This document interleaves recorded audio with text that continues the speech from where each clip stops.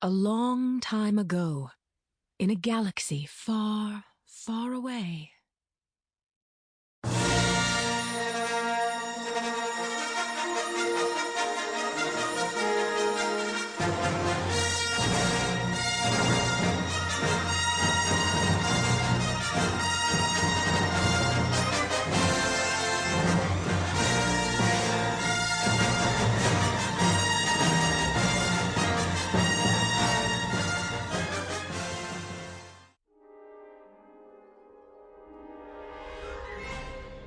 A Tale from the Dark Side by George R. Straton. Read by The Archivist Publishing.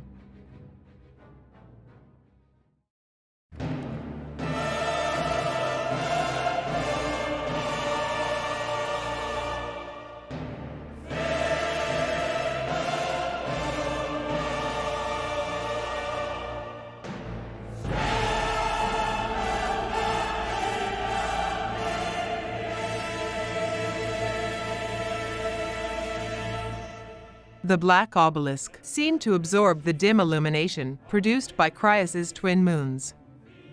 A hooded figure walked slowly, perfectly measuring her gait under the massive structure, keeping her hands hidden under the folds of her loose Jedi robes.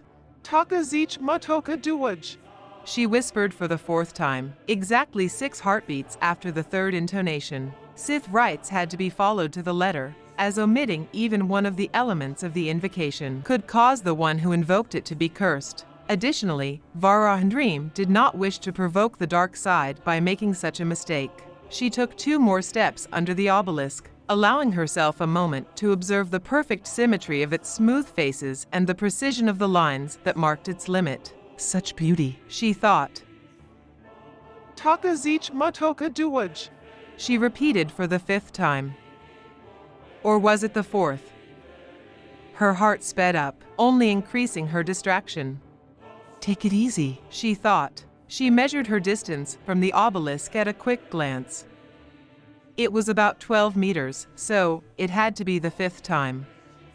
Having deduced the number of recitations, she did not move and remained silent for a moment, waiting to see if her hesitation was enough to stir up the wrath of the dark side. When nothing happened, she took the last 2 steps towards the Sith structure and repeated the invocation for the last time.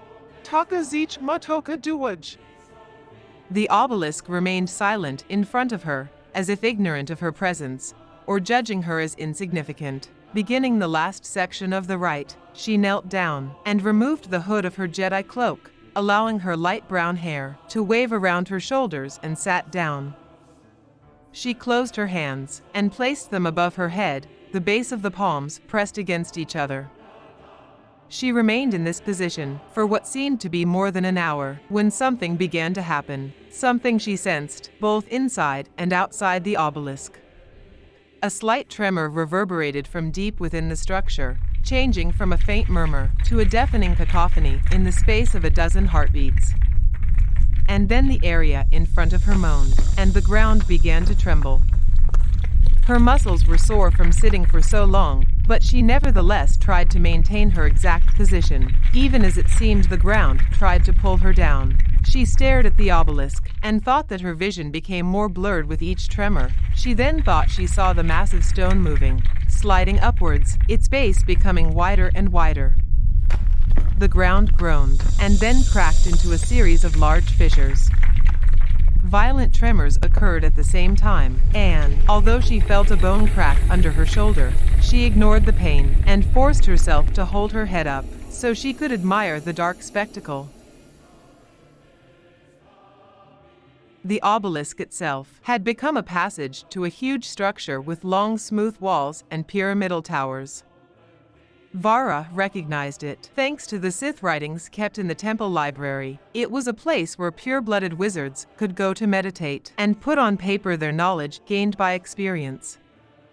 A slight jolt invaded her body for a moment, and she realized that she was a stone's throw from a powerful place, a building witnessing the evolution of Sith techniques to access the great powers of the dark side for a dozen millennia. How long had these lifeless corridors been buried? The ground became calm again. The silence of the two nocturnal cycles of Cryas' twin moons fell on the area once again. Vara got back on her feet. Her right arm hurt below her shoulder, but she stood in front of the Sith structure, amazed by its beauty as she felt the dark power radiating from every inch of the temple. She suddenly wondered if she was hallucinating, but she immediately banished that thought. She could never have imagined what was now in front of her, and, deep in her consciousness, her mind could never have imagined something as disturbing as this. No, the temple was real. She could feel its imposing presence radiating in front of her, testing her. The thrill of the dark side's power caressed her, and she knew that the spirits imprisoned in the temple were debating her fate. She then realized that she had to present herself to them, to prove to them that she had the right to access the abandoned Sith powers, whilst waiting for a new master. She took a step forward, and the gentle caress of the spirits suddenly became a wave of aggressive energy, as if they were shocked by this unexpected movement. Almost before she could notice this sudden change, the energy merged within her, wrapping around her once more. She took a step further, and received the same answer. Just 6 meters from her were the massive double doors that formed a small trapezoid at the base of the superstructure. Sith markings surrounded the perimeter of the gate, as well as along its reinforcements in the middle. Although she could not read them, she knew that these engravings were both a warning to intruders destined for certain death, and a receptacle for the powers of the dark side. Those who dared to enter the temple would be attacked by the energy contained in these markings. And there was little chance that anyone could survive such a deluge from the dark side of the Force. Vara hoped that the spirits would judge her strong enough and that she would not stir up their fury. She dared to come closer. This time, the energy around her exploded and reformed around her so quickly that she wasn't sure if it really happened. I guess I have to take this as a positive sign, she thought. She moved forward, and when she crossed the invisible barrier of energy emitted by the temple, she felt her heart contract, her rhythm suddenly interrupted by the ionized area. Vara had documented such defensive shields, but knew of none that would allow an intruder to pass through. It seemed that the spirits had validated her entry. She heard a faint call, as if someone had whispered her name in a cold draft.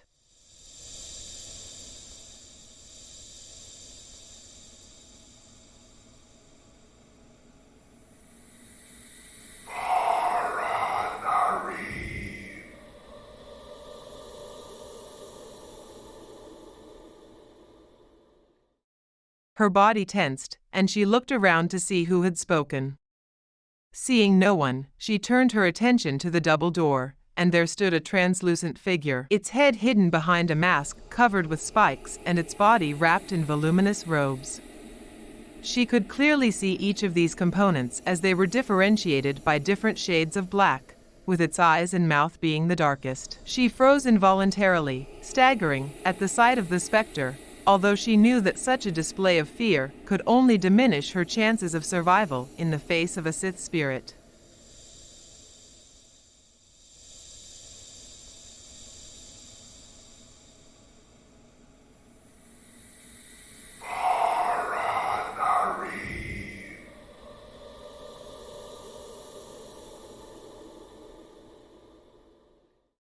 Apparently satisfied with the effect it had imparted, the shadow spoke.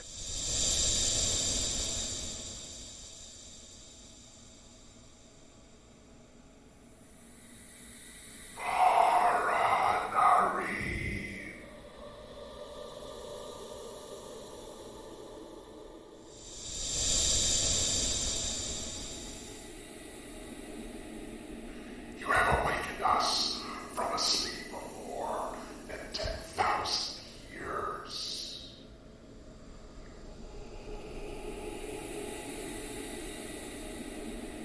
Its voice took on such a low tone that Vara almost thought she could not hear it. Do you really think you can defeat us? Vara swallowed the saliva building up in her mouth and throat. I I came for knowledge, not to fight. Her own voice seemed trembling and high-pitched compared to the deep tone of the specter.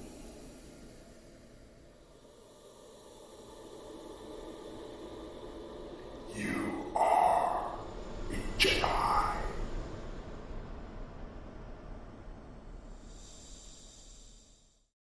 The spirit remarked, as if that simple phrase meant more than it was letting her understand. Vara pondered.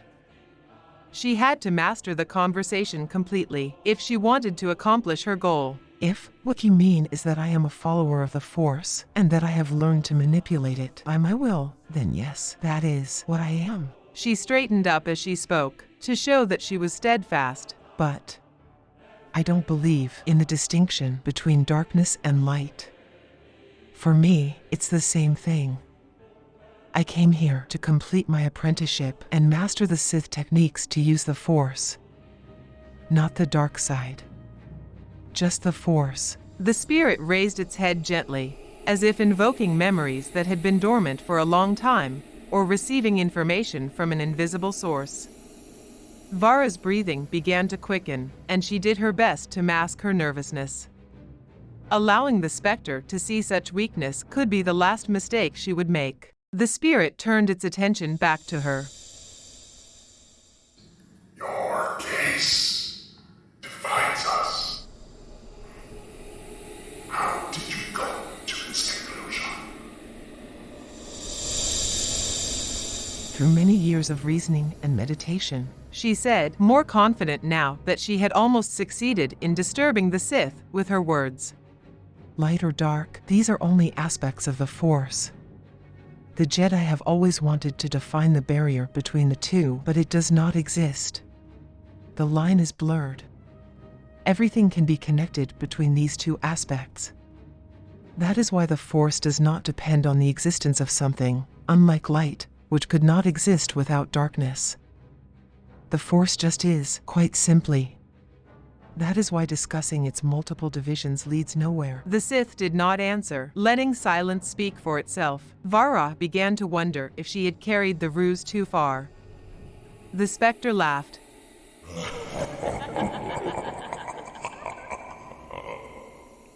A brutal explosion, like the friction of two stones against each other.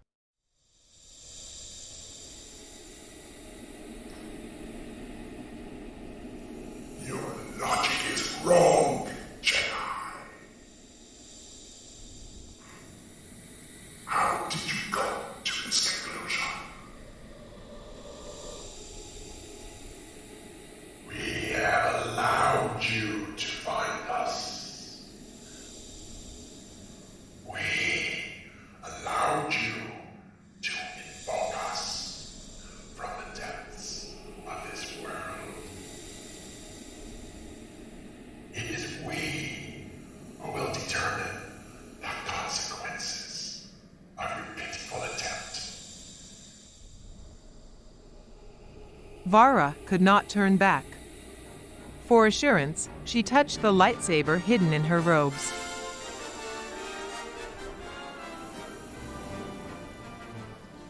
Do you think we are charlatans? Do you even know the powers we possess? From your actions, I deduce that you do not. The Sith seemed to grow, its dark form becoming more and more important in the void that surrounded it. Other Jedi came before you. Don't think you are the first, or that you will be the last. Maybe you want to see some of those who have failed in the same attempt.